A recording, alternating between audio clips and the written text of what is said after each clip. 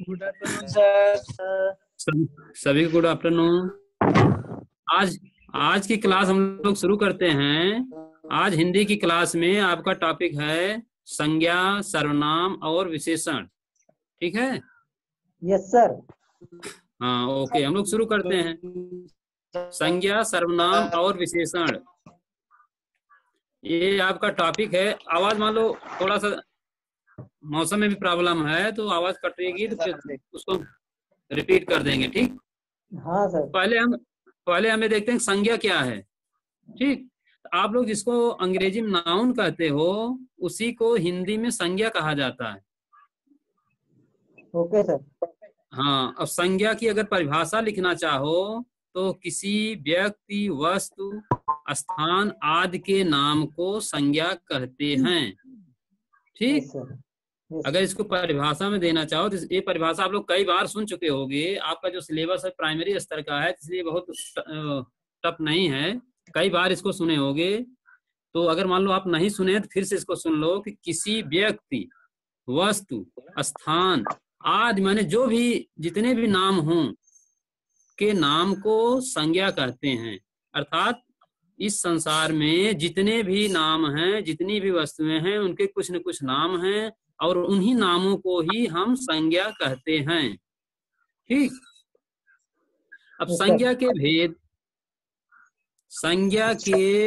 3 भेद होते हैं। व्यक्तिवाचक संज्ञा, जातिवाचक संज्ञा, भाववाचक संज्ञा। संज्ञा के 3 भेद होते हैं, व्यक्तिवाचक, जातिवाचक और भाववाचक। आपको एक चीज ये सूचना दे दें कि कहीं कहीं पे संज्ञा के 5 प्रकार बताए गए हैं। ठीक। जिसमें से द्रव्यवाचक और परिमाणवाचक, द्रव्यवाचक और समूहवाचक, इन्हीं 2 को और इसमें जोड़ा गया है। जबकि यह दोनों जातिवाचक संज्ञा के ही भेद माने जाते हैं। जातिवाचक चाहे आप 3 भाग करो या 5 भाग करेंगे, जो आपका जातिवाचक है उसी के 2 पार्ट और हो जाते हैं। लेकिन हमारा जो सिलेबस है SCRT का, उसमें संज्ञा के केवल 3 भेद दिए गए हैं। इसलिए हम लोगों को भी अगर कहीं पूछा जाता है संज्ञा के कितने भेद होते हैं, तो वहां भी हम संज्ञा के केवल 3 भेद लिखेंगे, व्यक्तिवाचक, जातिवाचक और भाववाचक। ठीक। अगर मान लो कहीं कंपटीशन में भी आ जाता है कि संज्ञा के कितने भेद हैं, 3, 5, 8, 2, तो वहां भी आपको केवल 3 लगाना है। इसलिए कि हमारे सिलेबस में दिया हुआ है। अगर कहीं इसकी मान लो कोर्ट में और कहीं भी अगर जरूरत पड़ती तो इसको हम SCRT का वो ले जाके एक प्रूफ के तौर पर इसको पेश कर सकते हैं। तो बाकी किताबों में जो लिखा होगा संज्ञा के 5 भेद हैं, तो उसके चक्कर में आप मत पड़ो। संज्ञा के मुख्य रूप से 3 भेद होते हैं, व्यक्तिवाचक, जातिवाचक और भाववाचक। अब इसमें हम देखते हैं कि व्यक्तिवाचक संज्ञा किसे कहते हैं। ठीक। जैसे संज्ञा तो 3 प्रकार की हो गई, व्यक्तिवाचक, जातिवाचक और भाववाचक। अब इसमें से व्यक्तिवाचक संज्ञा किसे कहते हैं? तो व्यक्तिवाचक संज्ञा से तात्पर्य जिससे किसी एक व्यक्ति, वस्तु या स्थान का बोध होता है, उसे हम व्यक्तिवाचक संज्ञा कहते हैं। चाहे वो कोई व्यक्ति हो, चाहे वह कोई एक वस्तु हो, या कोई एक स्थान हो, या इसके अलावा कोई भी अन्य हो जो केवल अपना ही स्वयं का बोध कराए। जैसे हमारे हाथ में एक पेन है या कलम है। कलम अगर आप कह दोगे तो यह आपकी जातिवाचक संज्ञा हो जाएगी, क्योंकि कलम की अपनी एक जाति है। इसमें बहुत सी तरह की कलम आती हैं, चाहे इसमें से आप कह दो जेल पेन है या और कौन सी है, इस तरह से तो अलग अलग वैरायटी की। अगर इसको हम कहेंगे कलम, तो हमें व्यक्तिवाचक नहीं है। लेकिन अगर हम ये कहते हैं कि इसका कोई एक, यह जेल पेन है, या इसका कोई एक नाम है जो इस पे लिखा हो, जैसे इसमें लिख रहा है नटराज पेन, अगर हम नटराज पेन यहाँ कह रहे हैं तो यह एक व्यक्तिवाचक संज्ञा है। या कोई भी XYZ नाम आप ले लो, जैसे आप लोग इतने माने संख्या में हो, इसमें से किसी एक का नाम पुकारा जाए, या किसी, जैसे आप हिमालय पर्वत है, ठीक, गंगा नदी है, यमुना नदी है, तो यह आपका व्यक्तिवाचक संज्ञा है जिसमें किसी एक व्यक्ति का बोध हो, उसे हम व्यक्तिवाचक संज्ञा कहते हैं। अब दूसरा है आपका जातिवाचक संज्ञा। तो जातिवाचक से नाम से ही मालूम है कि इसमें पूरी जाति का बोध होता है, पूरी एक समूह का माने जाति का बोध जब होता है तो उसे हम जातिवाचक संज्ञा कहते हैं।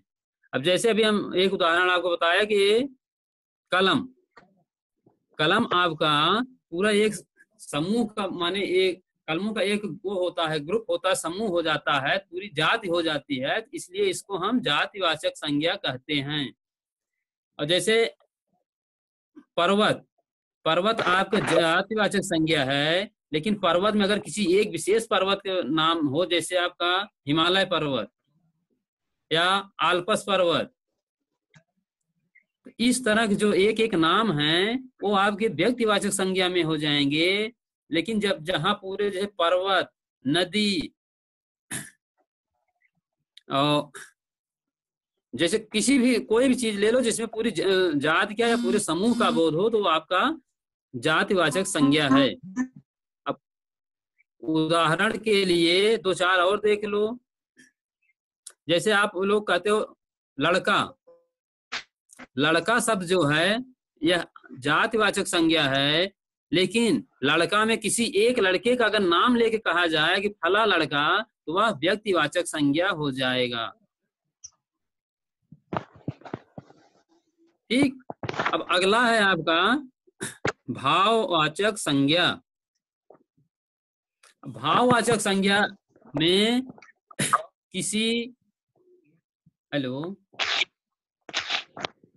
आवाज मिल रही है आप लोगों को? यस सर, मिल रही है। वॉयज मिल रही है सर। आ रही है सर, क्लियर है सर। ओके। अब देखो तीसरा है आपका भाववाचक संज्ञा।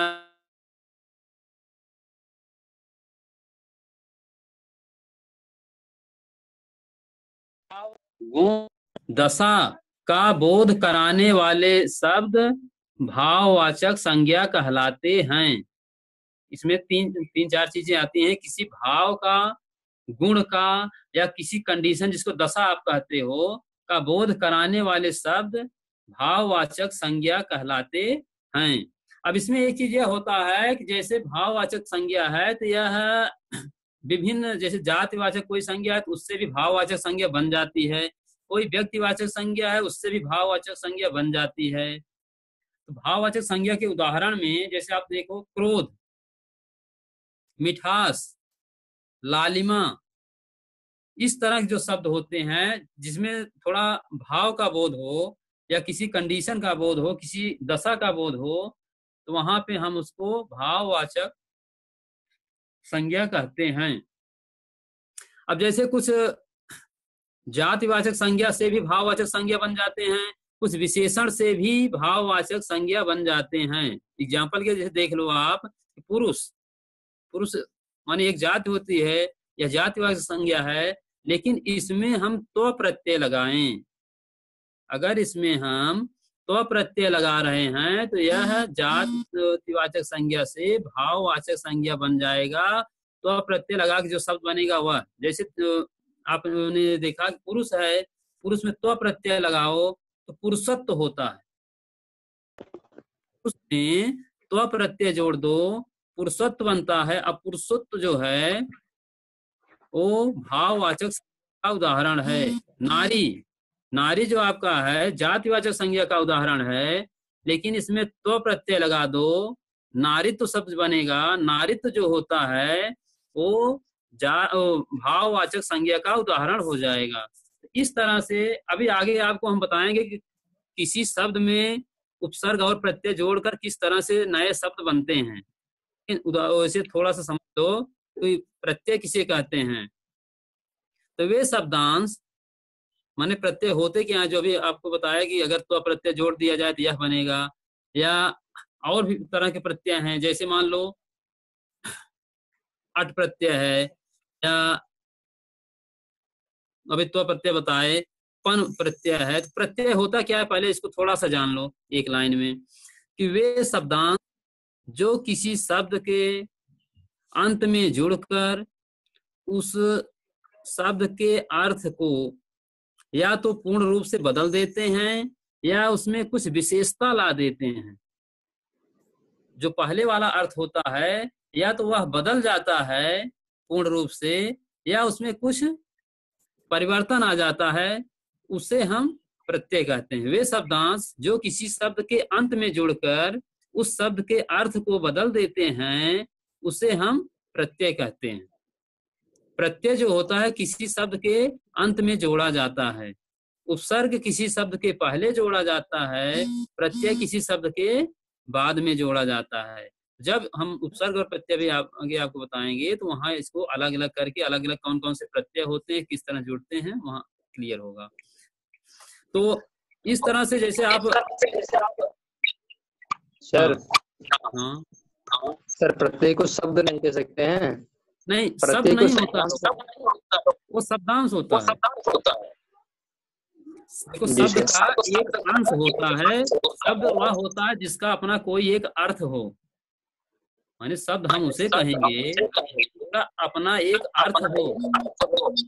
जी जी। जैसे त्व है, त्व का कोई अपना अर्थ नहीं होता है, और जिसके साथ जुड़ता है उसी के अनुसार अर्थ को वह बदल देता है, थोड़ा या तो विशेषता ला देगा उस शब्द में या उसके पूरे पूरे अर्थ को ही बदल देगा।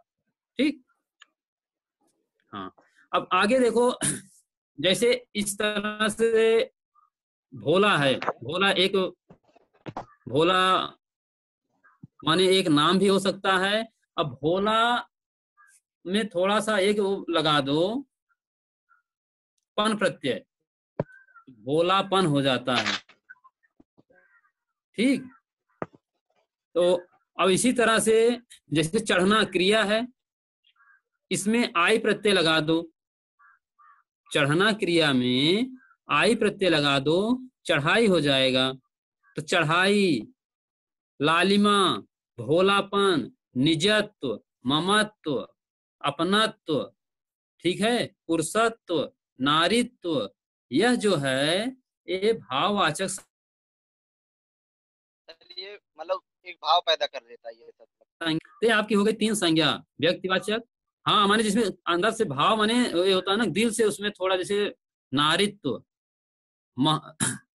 ठीक, पुरुषत्व या मिठास, लालिमा, इसमें एक भाव का बोध होता है। भाव जो होता है हृदय से थोड़ा उसमें लगाव जैसा प्रतीत होने जब लगे तो हम समझते हैं कि ये आपका भाववाचक संज्ञा है। ठीक, अब इसके बाद है आपका सर्वनाम।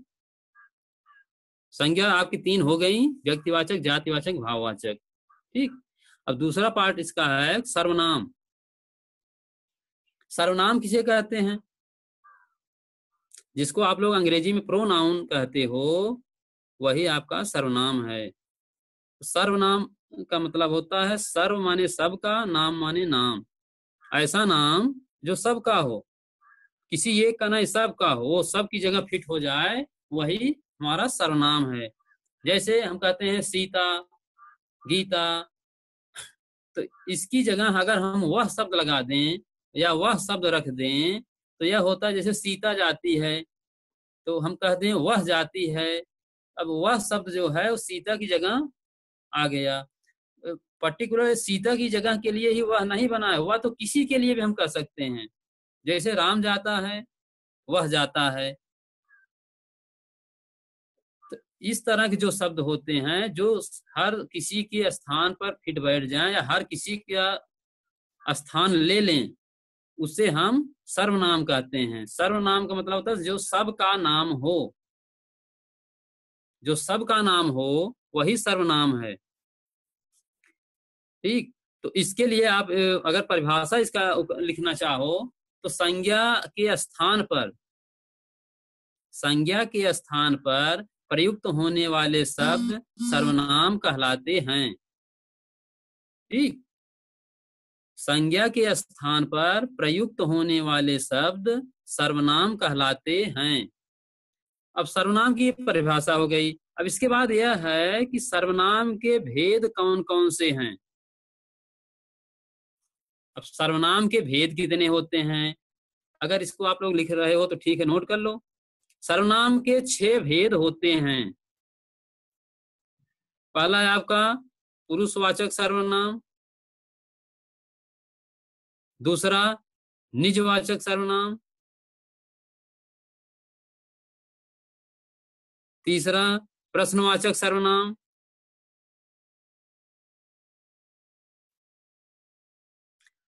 चौथा निश्चयवाचक सर्वनाम,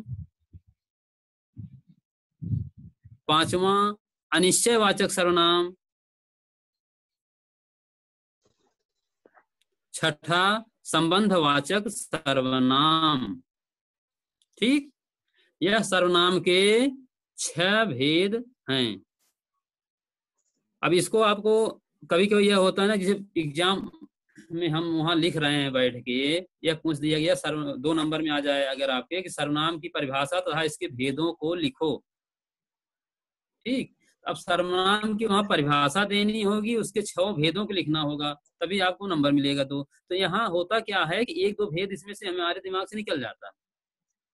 तो इसको पहले आप लोग एक बार याद कर लो, और याद करने के बाद एक इसका शॉर्टकट में याद करने का तरीका हम बता रहे हैं, इसको अपने माइंड में रखे रहोगे तो भूलेगा नहीं। उसका पहला अक्षर जो है सर्वनाम का पहला अक्षर, उसको आप लोग थोड़ा सा दिमाग में रखे रहो।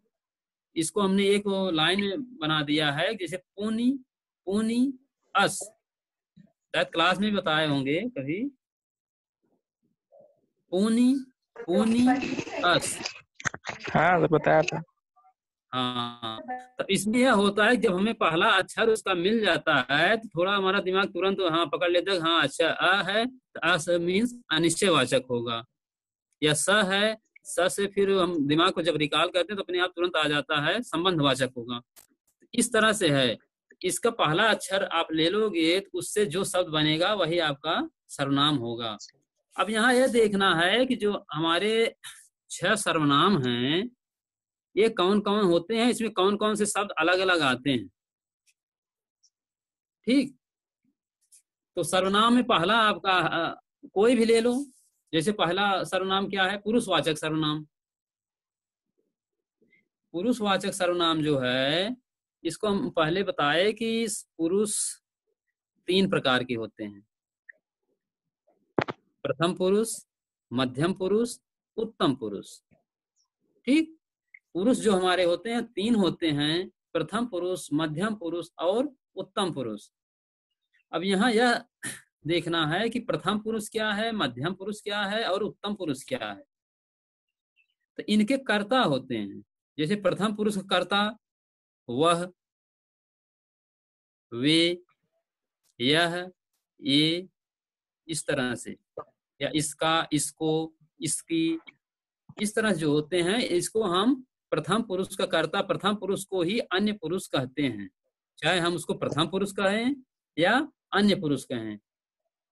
दूसरा है हमारा मध्यम पुरुष। मध्यम पुरुष जो है उसका कर्ता तुम होता है, तुम, तुम्हें, तुमको, तुम्हारा, इस तरह से जो शब्द बनते हैं वो मध्यम पुरुष का कर्ता होता है। या अब वही कि मध्यम पुरुष के, अब इसके बाद बचता है आपका उत्तम पुरुष।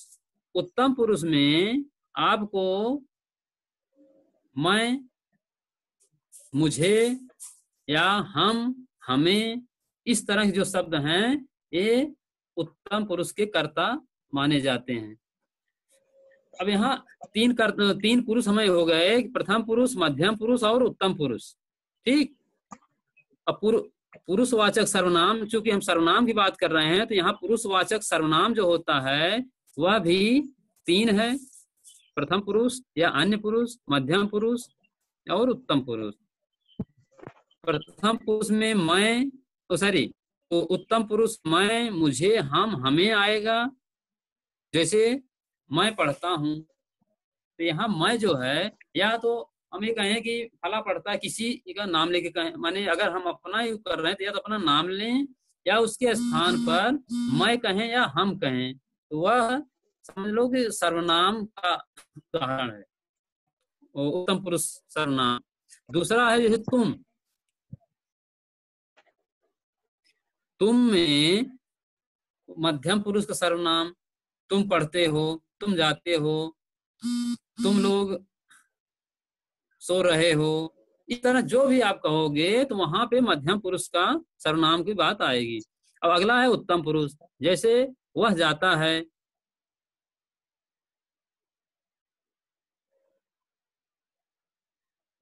इस तरह के जो होते हैं वो अन्य पुरुष या प्रथम पुरुष को उदाहरण है।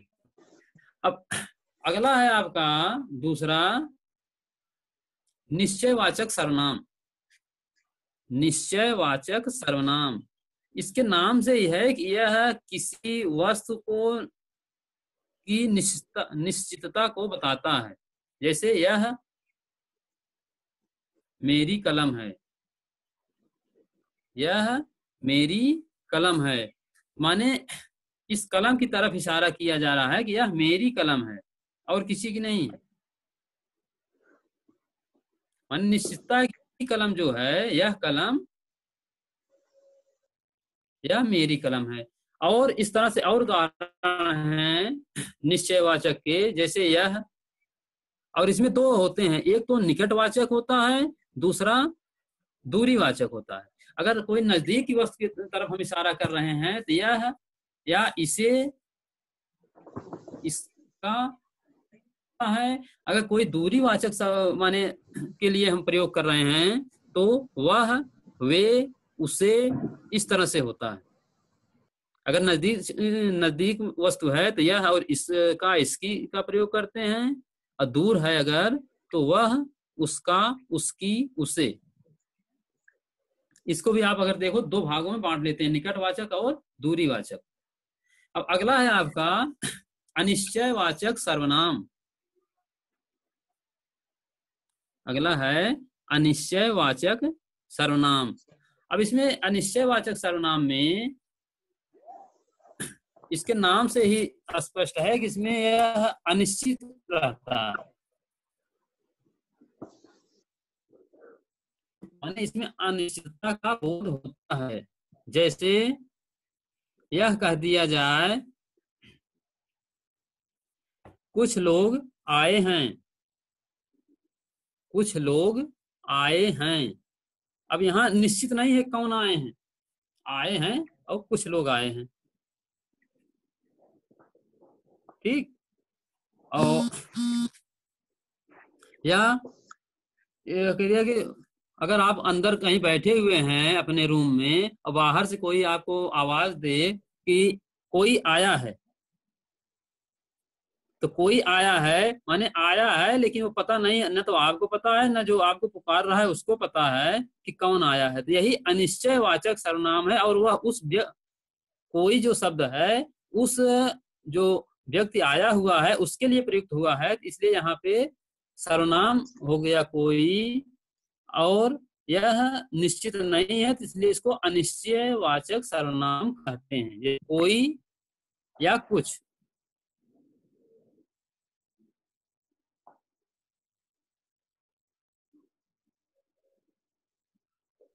जो कुछ शब्द है,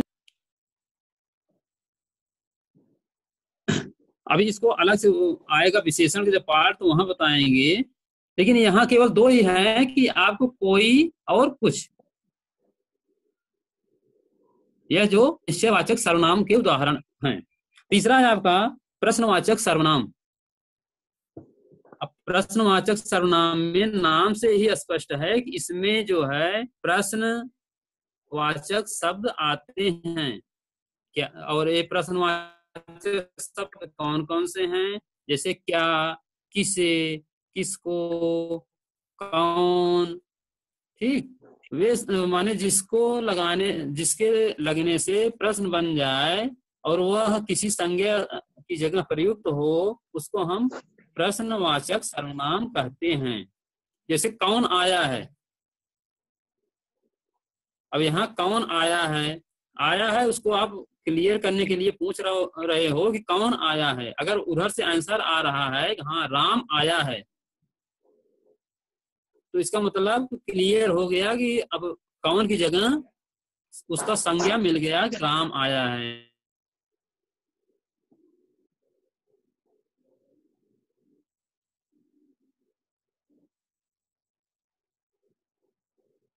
और है जैसे क्या,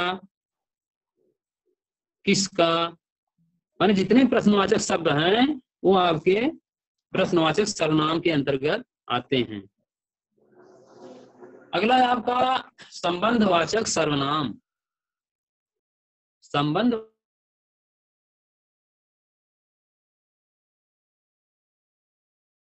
सर्वनाम में संबंध बताने के लिए जो जिन शब्दों का प्रयोग होता है वह सर्वनाम कहलाते हैं। जैसे वह संबंधवाचक सर्वनाम कहलाते हैं। जैसे जो, सो, इस तरह के जो शब्द हैं वो संबंधवाचक सर्वनाम हैं या दो के बीच में संबंध स्थापित करते हैं। जैसे जो पढ़ेगा सो पास होगा, यानी जो शब्द जो है वो संबंधवाचक सर्वनाम है। यह पढ़ने और पास होने के बीच में एक संबंध बना रहा है कि जो पढ़ेगा सो पास होगा। जो शब्द जो है यह संबंधवाचक सर्वनाम है।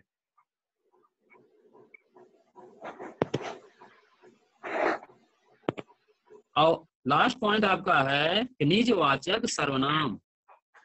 निजवाचक सर्वनाम, अब इसमें यह होता है कि निजवाचक सर्वनाम का मतलब होता है, निज में होता है स्वयं या आप या खुद।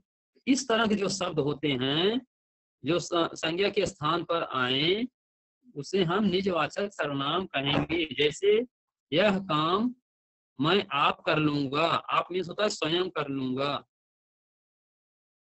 ठीक। अब निजवाचक सर्वनाम में ज्यादातर आपका ही प्रयोग, आप मीन्स होता है स्वयं, और दूसरा आपका मतलब ये नहीं होता जैसे आप जाइए, वो आप नहीं है। आपका जहां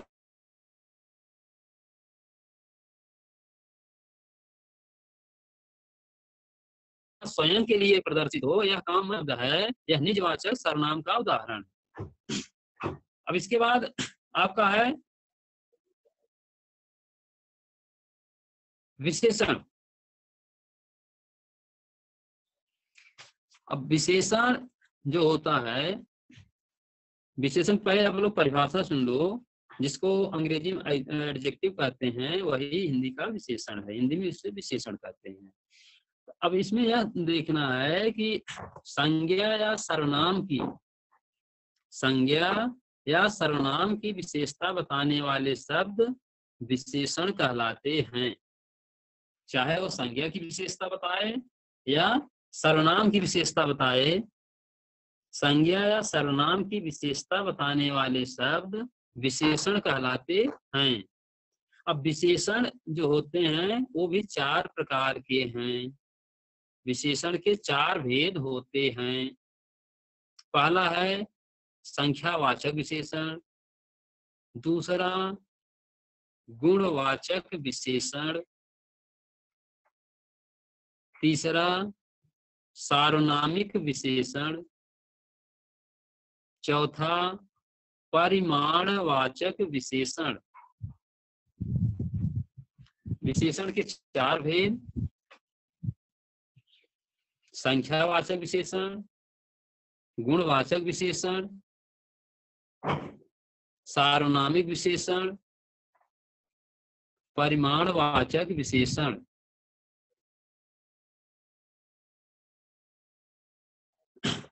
अब इसमें इसको भी आप लोग अगर याद करना चाहो, शॉर्टकट याद करने का इसका यह है कि इसका पहला अक्षर ही ले लो। गु सार, संग मीन्स हो जाएगा संख्यावाचक, गु मतलब गुणवाचक, सा से सार्वनामिक बना लो, पर मीन्स परिमाणवाचक। लेकिन पहले इसको आप याद रखो, याद करोगे इसके बाद ही इसका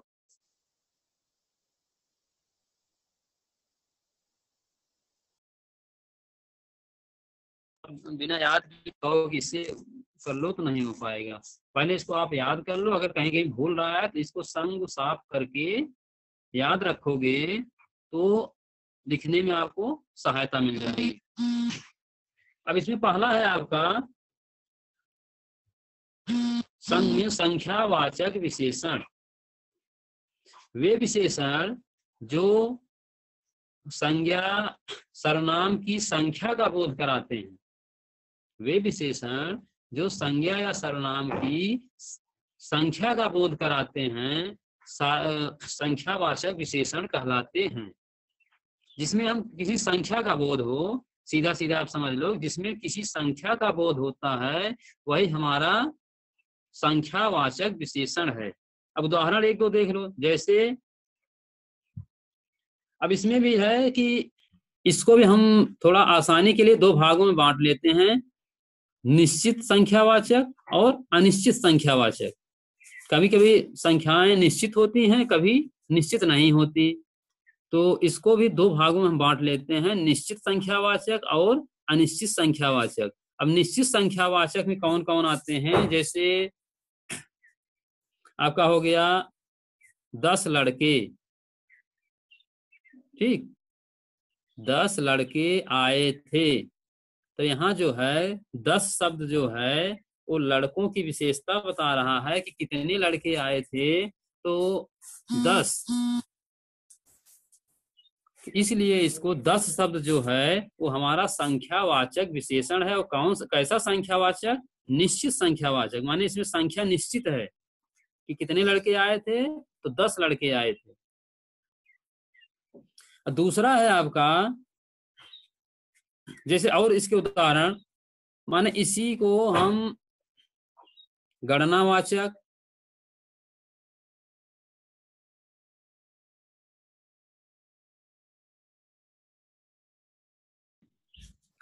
माने यही है आपका संख्यावाचक और निश्चित संख्यावाचक के अगर हम अलग अलग वो करना चाहें, कैटेगरी करना चाहें, तो पहला तो हो जाता है कि गणनावाचक। गणनावाचक में जैसे 1, 2, 5, 8, 10, 20, 50, माने जो गणना की जा सके, जिनकी गणना की जा सके वह आपका गणनावाचक हो जाएगा।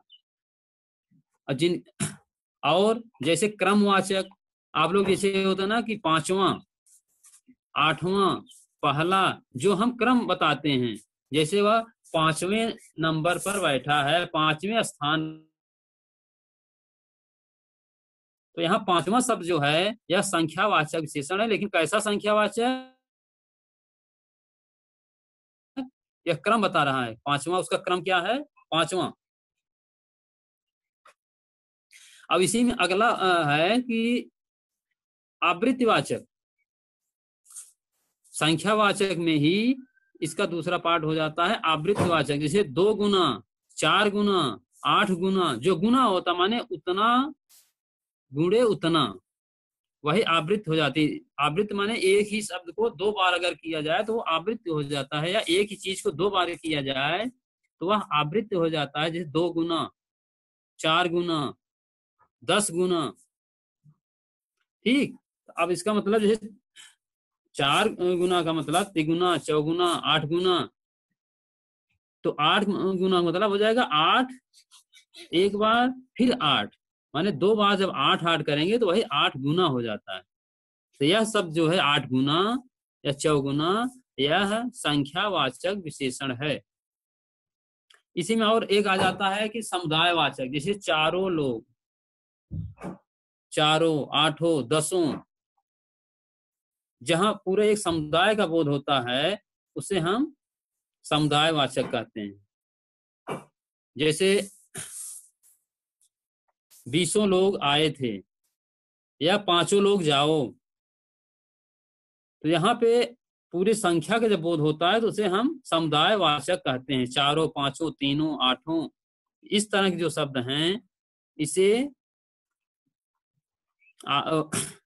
समुदायवाचक विशेषण कहते हैं।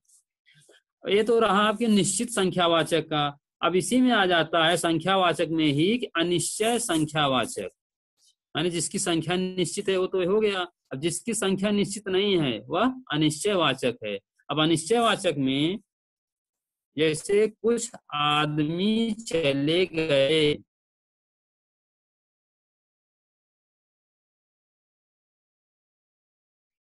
यह है कि आदमी की विशेषता बता रहा है। कितने आदमी चले गए,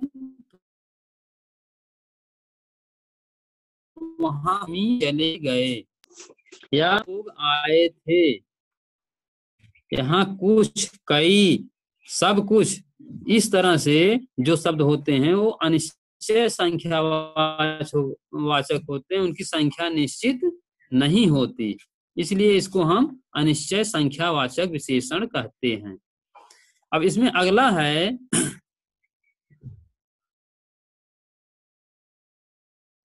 विशेषण, गुणवाचक विशेषण। अब गुणवाचक विशेषण में जो शब्द संज्ञा या सर्वनाम के गुण धर्म स्वभाव का बोध कराएं, जो वे शब्द जो संज्ञा या सर्वनाम के गुण धर्म का बोध कराएं,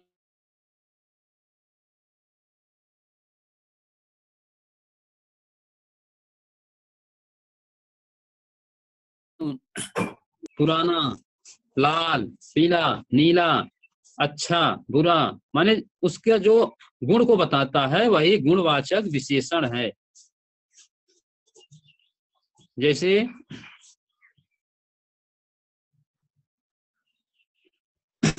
कोई एक ले लो, नई किताब लाओ। किताब की यहाँ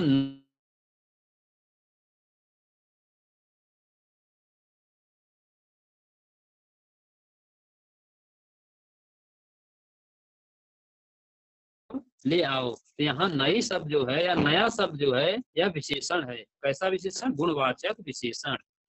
मोटा, पतला, माने जो भी हो, जो संज्ञा सर्वनाम के गुणों की विशेष बताता है वही गुणवाचक विशेषण है। अब गुण कैसा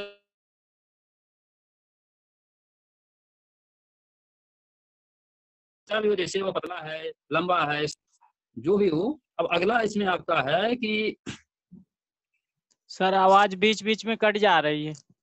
हाँ, हो सकता है नेट की थोड़ी प्रॉब्लम हो, नेटवर्क प्रॉब्लम है सर। हाँ फिर से उसे बता लगा। दीजिए गुणवाचक। हाँ, गुणवाचक विशेषण में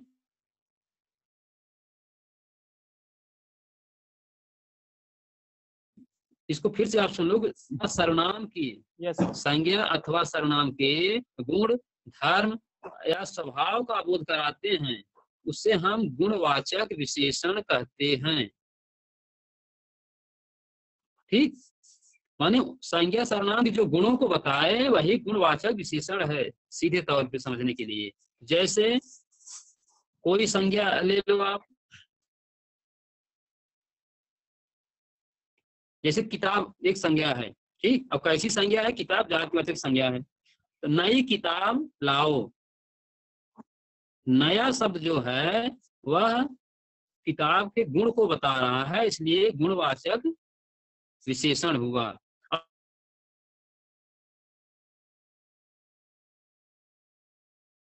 और इसके और उदाहरणों में जैसे पुराना, नया, पतला, इस तरह के जो भी हैं, उसके जो भी उसके गुणों को बताए वही गुणवाचक विशेषण है।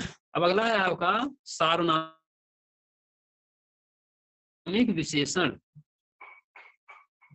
सार्वनामिक विशेषण, सार्वनामिक विशेषण में जैसे इसके नाम से ही क्लियर हो रहा है कि सर्वनाम की तरह ही यह आता है, सार्वनामिक, लेकिन विशेषण का काम करता है।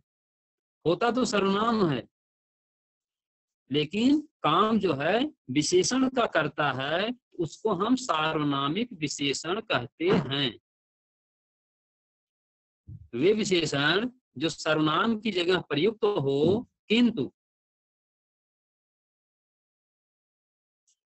वो काम विशेषण का करे, उसे सार्वनामिक विशेषण कहते हैं। अब जैसे एक उदाहरण देख लो कि यह घर मेरा है, यह घर मेरा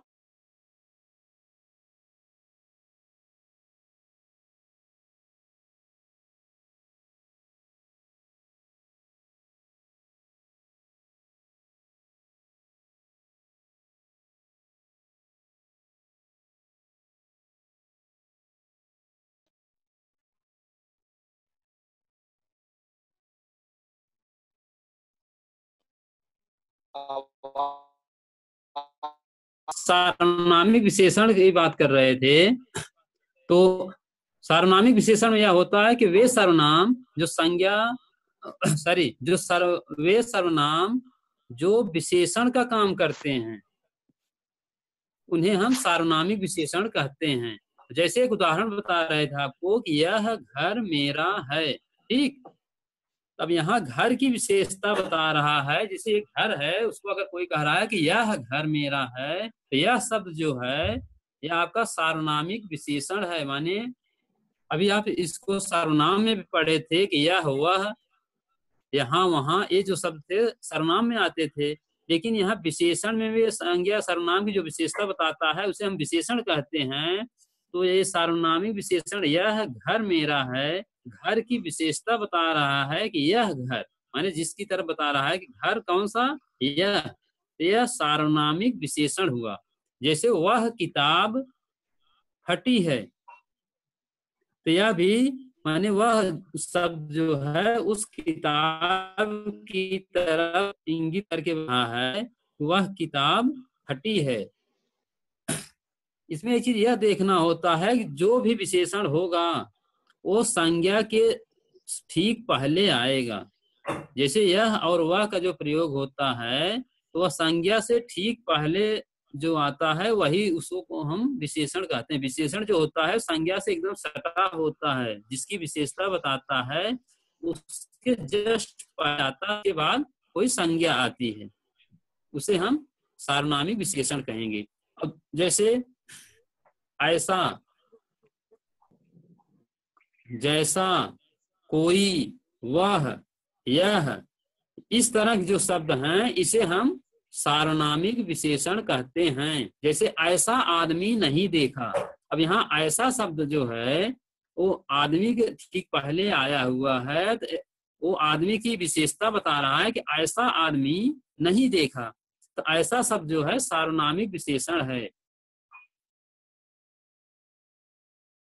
जैसे कोई आदमी रो रहा है, कोई आदमी रो रहा है, अब यहाँ कोई जो शब्द है वो सार्वनामिक विशेषण है। अगर इस तरह से कह दिया जाए कोई आया है, तो यह कोई शब्द यहाँ जो है वो सर्वनाम हो जाएगा। और कोई आदमी रो रहा है, तो यहाँ चूंकि कोई शब्द जो है किसी संज्ञा से पहले आया हुआ है, इसलिए यह सार्वनामिक विशेषण हो गया। तो आपको ध्यान यह देना है कि संज्ञा और सर्वनाम और विशेषण में यही अंतर हो जाता है कि जो विशेषण होगा वह किसी संज्ञा से पहले आएगा, उसके पहले माने उसके बाद कोई न कोई संज्ञा होगी। अगर उसके बाद कोई संज्ञा नहीं है वह विशेषण नहीं बल्कि सर्वनाम है। तो ध्यान यह देना, अगर उसके पहले कोई उसके बाद कोई संज्ञा आई है तो वह सार्वनामिक विशेषण कहलाता है। इसमें लास्ट है आपका परिमाणवाचक विशेषण। अब परिमाणवाचक विशेषण में ये होता है, परिमाण, इस शब्द को पहले आप क्लियर कर लो कि परिमाण और परिणाम दो चीजें होती हैं। परिमाण मीन्स होता है मात्रा, ठीक, और परिणाम का मतलब होता है नतीजा, रिजल्ट। जैसे हम किसी चीज को नाप तोल के लिए जब बाजार में जाते हैं तो वहाँ नाप तोल के वस्तुएं मिलती हैं, तो वह एक परिमाण हो जाता है, एक मात्रा में मिल। और परिणाम होता है, जैसे आपका परिणाम आपका कैसा, कुछ लोग पूछते हैं ना कि आपका परिणाम कैसा रहा। परिणाम मीन्स होता है नतीजा या रिजल्ट। इसको आप पहले क्लियर कर लो। कुछ किताबों में हम देख रहे थे कि वहाँ परिमाण की जगह परिणाम ही लिखा हुआ है, इसको क्लियर कर लेना। परिणाम नहीं होता, परिमाण है। परिमाण मीन्स होता है मात्रा। परिमाणवाचक विशेषण में सीधा सीधा यह होता है, जैसे यहाँ मात्रा का बोध होता है, जैसे 2 किलो घी लाओ। अब यहाँ 2 किलो कह रहा है, तो घी को जो है एक निश्चित मात्रा बता रहा है कि इतना मात्रा ले आना, 2 किलो घी लाओ, या 1 लीटर दूध लाओ। इस तरह जो कहा जाए, माने जहां एक किसी मात्रा का बोध हो वहां पे हम उसको परिमाणवाचक विशेषण कहते हैं। जैसे 5 क्विंटल गेहूं लाओ। अब अगर केवल 5 कहता तो आपको संख्यावाचक विशेषण में आ जाता, लेकिन 5 क्विंटल का रहा है माने एक मात्रा बता रहा है, इसलिए यहाँ पे आपका ये परिमाणवाचक विशेषण हो जाएगा। इसमें से और आप कुछ पूछना है? कोई डाउट किसी को? सर क्लियर है सर। हाँ, कुछ पूछना बताओ राजेश। जी सर क्लियर है। ओके, और किसी को कोई समस्या? No sir. संज्ञा, सर्वनाम या विशेषण में कोई डाउट किसी को?